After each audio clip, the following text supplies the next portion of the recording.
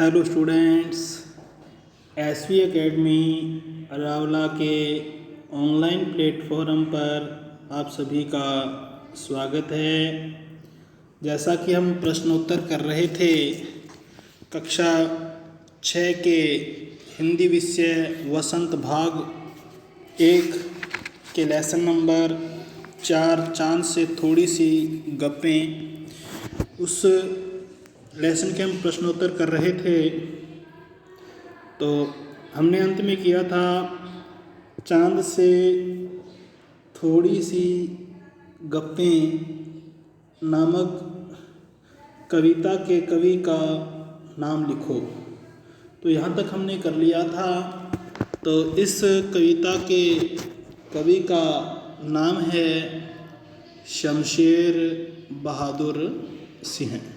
शमशेर बहादुर सिंह कह दो चाहे सिंह कह दो, एक ही बात है।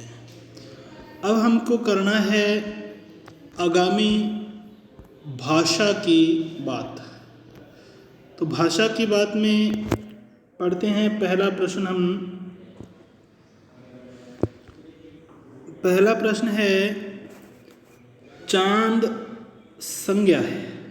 चांद शब्द को अंडरलाइन किया है और ये क्या है? संज्ञा है। और चांदनी रात में, इसमें चांदनी विशेषण है, चांदनी को अंडरलाइन किया है। तो चांदनी क्या है? विशेषण है। नीचे दिए गए विशेषणों को ध्यान से देखो और बताओ।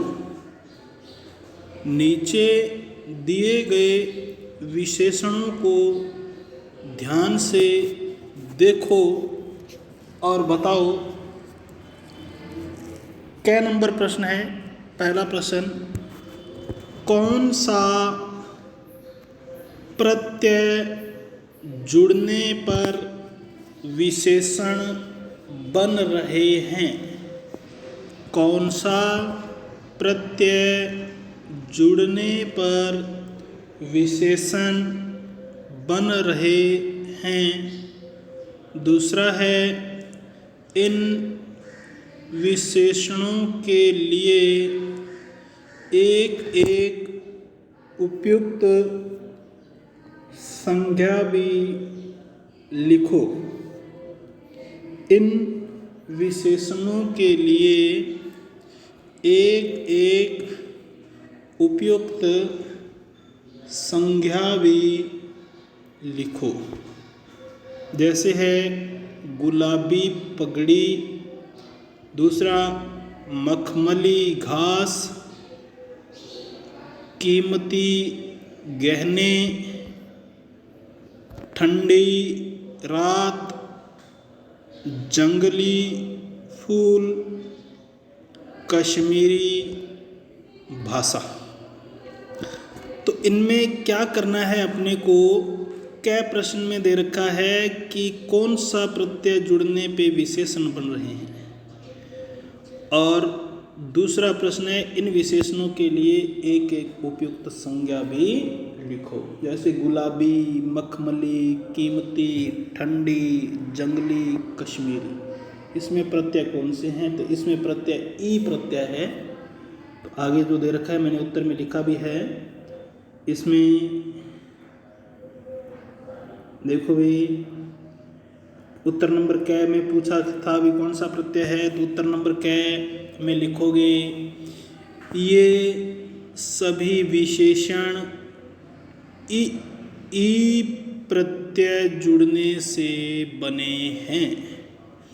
ये सभी विशेषण ई प्रत्यय जुड़ने से बने हैं। दूसरे में पूछा था कि एक एक संज्ञा शब्द भी लिखो। तो उपयुक्त संज्ञा शब्द हैं गुलाबी, होंठ, मखमली, गलीचा, कीमती, कार, ठंडी, लस्सी,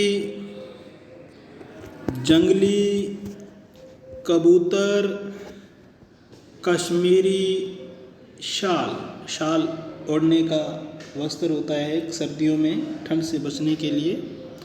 तो इन सब में कौन से प्रत्यय है? ई प्रत्यय है और इस प्रकार से जो नीचे हमने लिखे हैं वो संज्ञा शब्द हैं भी। तो अब है आगे प्रश्न नंबर 2, गोल मटोल और गोरा चिट्टा। गोल मटोल गोरा चिट्टा। कविता में आए शब्दों के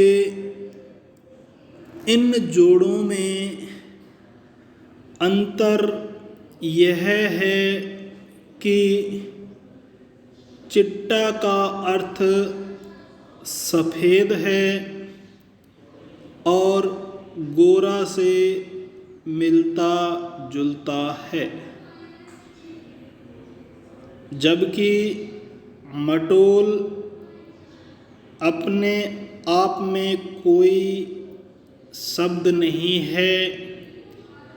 यह शब्द मोटा से बना है।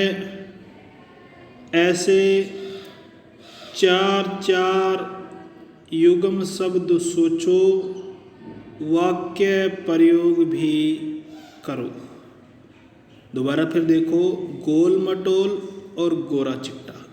कविता में आए शब्दों के इन जोड़ों में अंतर यह है कि चिट्टा का अर्थ सफ़ेद है और गोरा से मिलता जुलता है,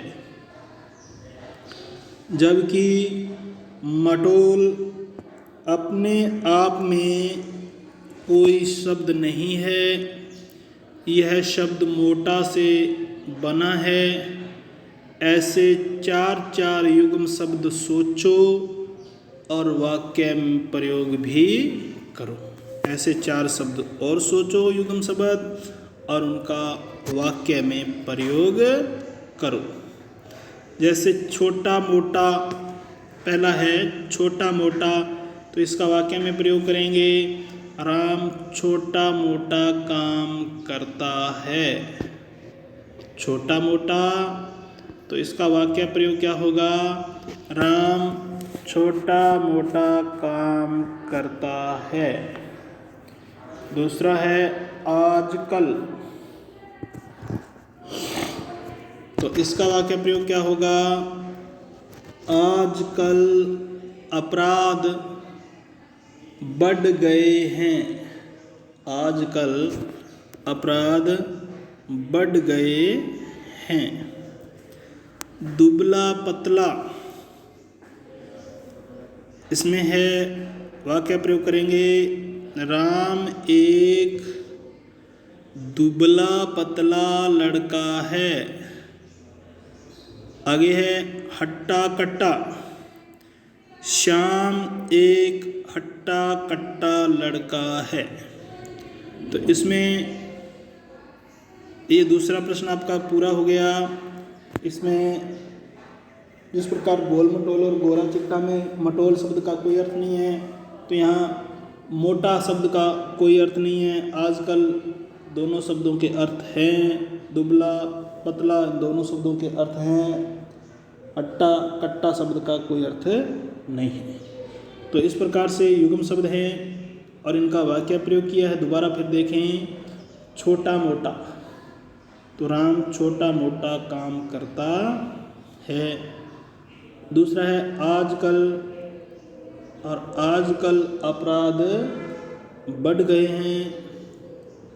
आगे है दुबला पतला, राम एक दुबला पतला लड़का है।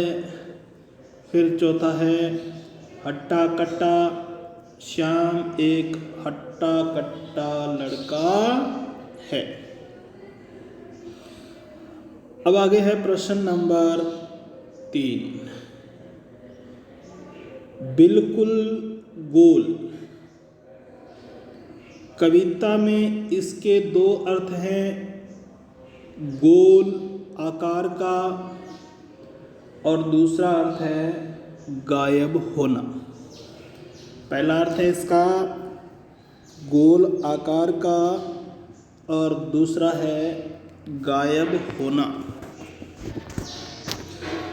तो ऐसे 3 और शब्द सोचो और उनसे वाक्य बनाओ जिनके दो अर्थ निकलते हों।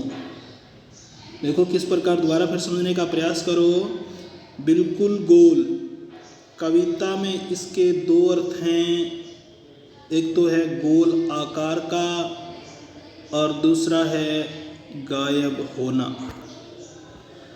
तो ऐसे 3 और शब्द सोचकर उनसे वाक्य बनाओ जिनके दो अर्थ निकलें। तो इसमें पहला बना लेते हैं हम अपना पत्र। तो पत्र का एक अर्थ पत्ता भी होता है, यानी कि पेड़ से पत्र गिरा या पत्ता गिरा, और एक पत्र चिट्ठी से संबंधित भी होता है। तो देखते हैं, पहला है शब्द है पत्र। तो इसका पहला प्रयोग करेंगे हम, पेड़ से पत्र। यहाँ पत्र का मतलब है पत्ता। पेड़ से पत्र गिरा, और पत्र से ही दूसरा वाक्य बनाएंगे, डाकिया पत्र। यहाँ पत्र का मतलब है चिट्ठी लाता है। डाकिया पत्र लाता है। आगे है कल। अब कल शब्द के भी 2 प्रयोग होते हैं। कल का मतलब बीता हुआ कल, आने वाला कल भी होता है, और कल का मतलब मशीनों वगैरह के पुर्जे भी होते हैं, है ना। तो कल का पहला प्रयोग करेंगे, राम कल मंदिर गया था। राम कल मंदिर गया था। तो यहाँ कल का मतलब है बीता हुआ दिन। और इसी का दूसरा प्रयोग करेंगे कल का, राम की मशीन के कल घिस गए। तो यहाँ कल का अर्थ होगा पुर्जे। तीसरा है उत्तर। उत्तर का मतलब एक तो दिशा होता है, और एक उत्तर का मतलब जवाब भी होता है, यानी किसी प्रश्न का उत्तर देना, जवाब देना।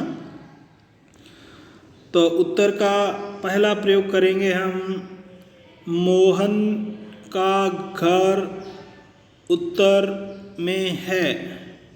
तो यहाँ उत्तर क्या होगा, एक दिशा। दूसरा है मुझे इस प्रश्न का उत्तर पता है। तो यहाँ उत्तर का मतलब है जवाब, हल। तो यहाँ उत्तर शब्द को हमने प्रयोग में लिया, तो उत्तर शब्द के भी 2 अर्थ हो जाएंगे। जैसे मोहन का घर उत्तर में है, तो यहाँ उत्तर एक दिशा हो जाएगी। दूसरा है मुझे इस प्रश्न का उत्तर पता है, तो यहाँ उत्तर का मतलब हो जाएगा जवाब। तो इस प्रकार से ये प्रश्न नंबर आपका तीसरा क्या हुआ, कंप्लीट हुआ।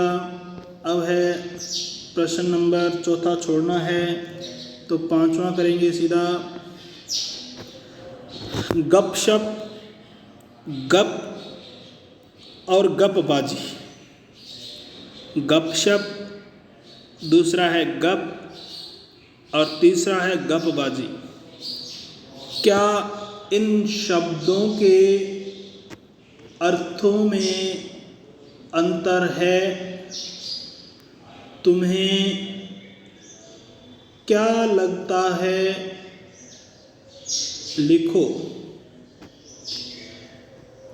गपशप, गप और गपबाजी, क्या इन शब्दों के अर्थों में अंतर है? तुम्हें क्या लगता है? लिखो। उत्तर है इसका हाँ, इन तीनों शब्दों में अंतर है। हाँ, इन तीनों शब्दों में अंतर है। पहला है गप, तो इसका अर्थ होता है बिना काम की बात। पहला शब्द क्या है? गप, और जिसका अर्थ क्या होता है? बिना काम की बात। दूसरा है गपशप। गपशप का मतलब होता है इधर उधर की बातचीत। तीसरा है गपबाजी। तो गपबाजी का अर्थ होता है कुछ झूठी और कुछ सच्ची बात। तो दोबारा फिर देखो पांचवा प्रश्न, गपशप, गप और गपबाजी, इन शब्दों में क्या अंतर है? तुम्हें क्या लगता है? लिखो। अगर आपको लगता है कि इन तीनों शब्दों में अंतर है तो लिखो, अगर नहीं है तो लिखो भी इसमें कोई अंतर नहीं है। परंतु वास्तविक रूप में इन तीनों शब्दों में क्या है? अंतर है। इन तीनों शब्दों में क्या है भाई? इन तीनों शब्दों में अंतर है। और अंतर ये है कि गप का मतलब होता है बिना काम की बात। गप का मतलब होता है बिना काम की बात। दूसरा है गपशप। गपशप का मतलब होता है इधर उधर की बातचीत। इधर उधर की बातचीत।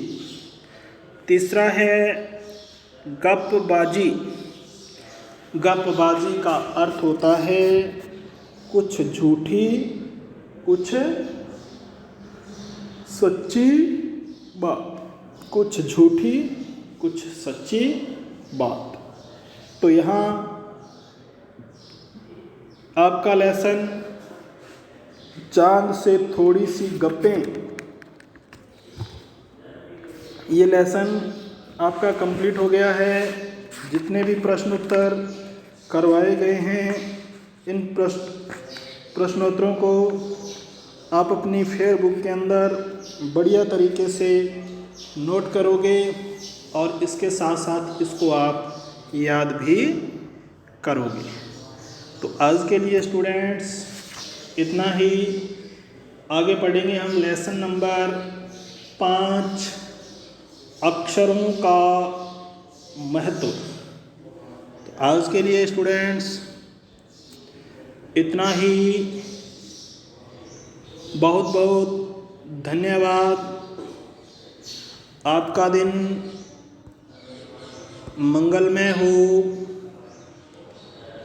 जय हिंद, जय भारत।